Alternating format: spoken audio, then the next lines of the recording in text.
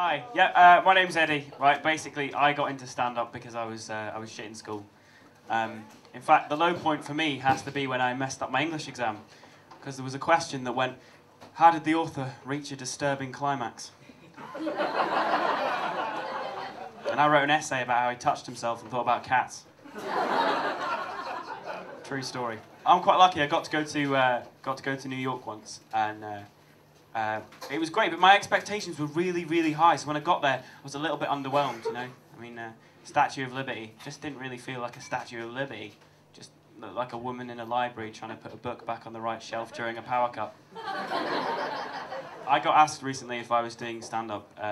Because maybe it's in my family, whatever. It's not at all. In fact, I wouldn't even say my family is that intentionally funny, but I think everyone's family is unintentionally funny. That's got to be true.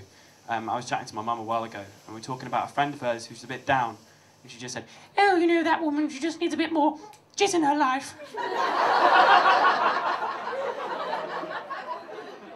Do you even know what that means? I had no idea. I thought he meant spark.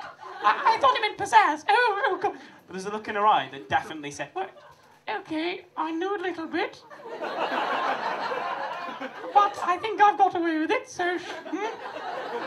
I've got quite a posh English accent, and that was a bit shit for me growing up here, because it meant a lot of kids when I was younger, you know, would take like an instant dislike to me. But it does have positives, you know. I rarely have to repeat myself, and old people trust me. Yeah, in school, right, I didn't know how to deal with someone being nasty to me, and I was a virgin. You know, when I left, the only thing I'd learned was that I didn't know how to handle a twat. Yeah, my school, it was an all-boys school, and it was like quite specialised for boys. So basically, it was like lots of rugby, cadets. I mean, the school motto was Aeon Aristouion, which is Greek for always delete your search history. When I moved down to Manchester, I got my mum to help me, right, and I packed all my things, and she went back into the bathroom and packed things that she thought I'd forgotten. I hadn't, right, she's just a hoarder. So I got down to Manchester, she gave me a bag, "There you go," and I opened it, looked inside, and it was full of condoms.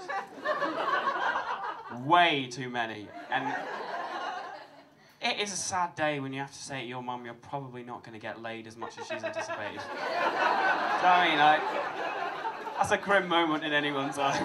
Quite a naive person. When I got down to Manchester, I realised I really needed to get more like streetwise, you know. So I made a list of things to do to get myself a bit more streetwise. First on that list, ketamine. Yeah, in at the deep end. It's horse tranquilizer. Effects can range from extreme drunkenness, euphoria, even like you're having a conversation with God. It's weird to think, for all these years, that's what we've been putting horses through. I mean, I'm naive, but I'm questing to get away from that, to be honest. I don't want to go down that road. And I suppose because I could become like religious, but that would never work for me because I don't like Jesus. It's just like every other celeb. Bringing out a book about his life that he didn't write. What a dick. I mean, I say that, I'm a bit of a hypocrite because I've never read the Bible. It's the title, Bible, you know. Doesn't make me want to pick it up and read it. You know, maybe I would have if it had been called something like crazy shit that happens in the desert. Or Hebrews do the funniest things.